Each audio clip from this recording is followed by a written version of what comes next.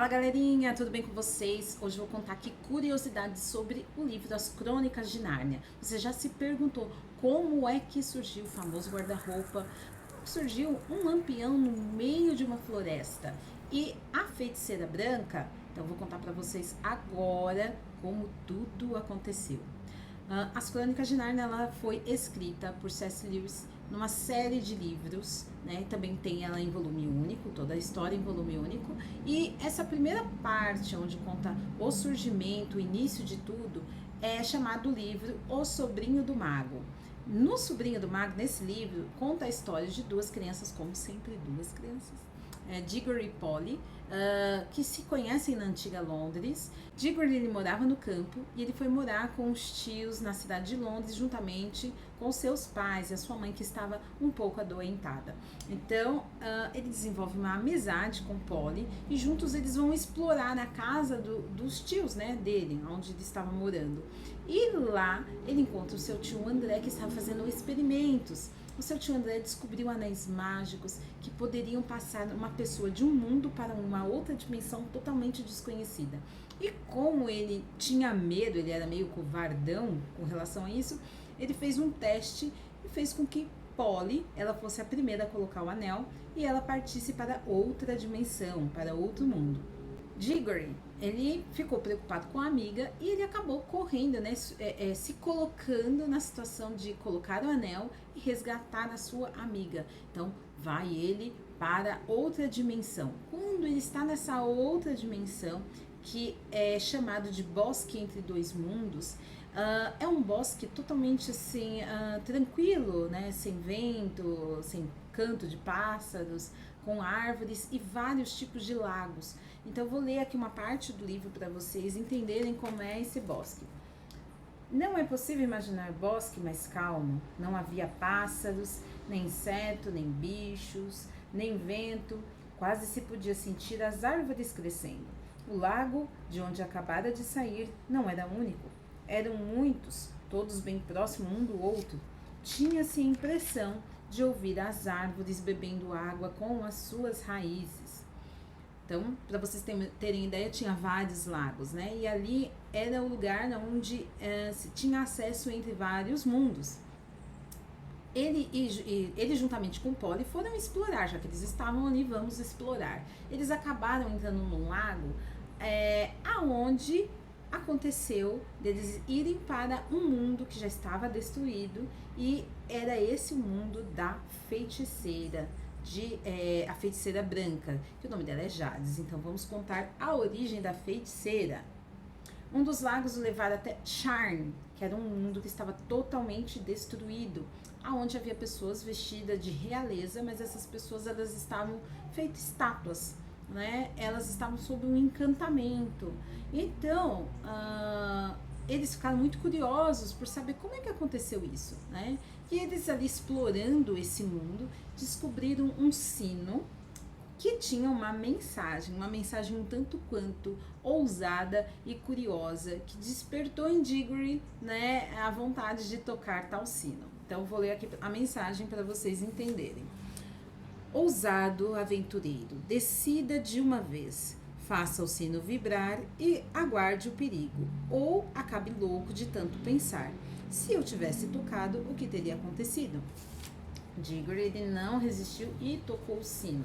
Ao tocar o sino, somente uma pessoa ela foi tirada do encanto, que foi Jades, que é a feiticeira branca. Jades, ela que lançou tal feitiço em todos daquele mundo, né? E quando ela lançou o feitiço, como ela lança, ela fica imune a alguém que despertaria somente ela que tinha lançado o feitiço, não despertaria as demais pessoas. Então por esse motivo, aquele mundo ele acabou padecendo, aquele mundo acabou deixando de existir, tá? Tanto que até o sol, a lua, os astros daquele mundo também deixaram de existir, ok? Então essa é a origem da feiticeira. O que a feiticeira faz? A feiticeira ela consegue convencer as crianças para transportá-la para o mundo deles. E elas, né, convencida pela feiticeira, acaba jogando-a em Londres, né? Em Londres, Jades ela causa uma grande confusão e as crianças se veem obrigadas a tomar uma atitude muito grande para que ela saísse de lá. Então, o tamanho da força da magia de Jades fez com que no momento do transporte fossem arrancados o lampião, fossem arrancados uma carroça, né, uma carroceria, o seu cocheiro, a esposa do cocheiro e as crianças que estavam ao redor. Elas foram transportadas entre os mundos e elas acabaram caindo juntamente com o Aslan, quando o Aslan estava no exato momento criando Nárnia. Nárnia, ela era do nada. Eles foram para um mundo onde era um completo vazio. E Aslan, com o som do seu rugido, começou a criar Nárnia. Então, dentro dessa criação, todos eles que estavam ali acabaram participando dela. Acabaram vendo como surgiu. Por isso que no filme a feiticeira, ela conta que ela estava lá também, quando Nárnia foi criada. Ok? O lampião, no momento da criação, ele foi fincado na floresta, justamente naquela floresta, e aí onde eles chamaram de Ermo do Lampião, certo?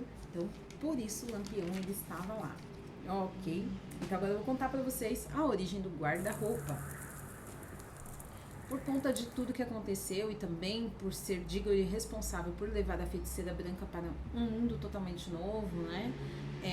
Ele acaba sendo incumbido de uma grande missão, que também foi um teste para ele, de correr atrás de um fruto que seria plantado em Nárnia e ele traria equilíbrio para Nárnia, certo?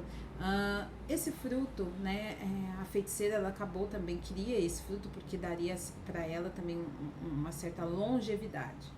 E aí tem todo esse teste, tudo acontece, né? E vamos ao ponto final, aonde Diggory ele acaba levando o fruto, a árvore é plantada e Aslan, como recompensa, ele entrega o fruto para Diggory para que ele entregue para a mãe dele comer, para que ele dê para a mãe dele comer, e que no momento que a mãe dele comesse o fruto, ela não teria longevidade, porque no nosso mundo a magia de Aslan é diferente. Então ela seria curada. Diggory ele fica tão feliz com o presente, a dádiva que é dada a ele, que ele não vê a hora de ser transportado, de retornar para o mundo dele e dar o fruto para a mãe dele comer. Então, quando isso acontece, ele dá a maçã para a mãe dele comer e essa maçã faz com que ela recuperasse as suas forças e que ela, né, fosse curada, com a sua saúde restabelecida. E Diggory pega esse fruto, ele pega o que sobrou, né, com medo de que algo acontecesse, né, de que caísse em mãos erradas, ele planta o que restou do fruto no quintal da casa e aí nasce uma grande árvore, uma grande vistosa árvore, cujas maçãs eram as mais belas maçãs de toda a região. E ele acaba ficando feliz com tudo isso que aconteceu, né? Então vou ler aqui um pedacinho aqui que fala sobre a árvore. De qualquer forma, viu-se mais tarde que a árvore guardava magia em sua madeira, pois quando Diggory era um homem de meia idade, um famoso professor, dado as grandes viagens, já proprietário da mansão dos Kitterly, no campo, uma grande tempestade derrubou a árvore. Como não lhe agradasse a ideia de cortá-la e aproveitar a lenha na lareira, o professor utilizou parte da madeira para fazer um guarda-roupa que foi levado para a casa de campo. Apesar de ele próprio não ter descoberto as propriedades mágicas do guarda-roupa, outra pessoa o fez.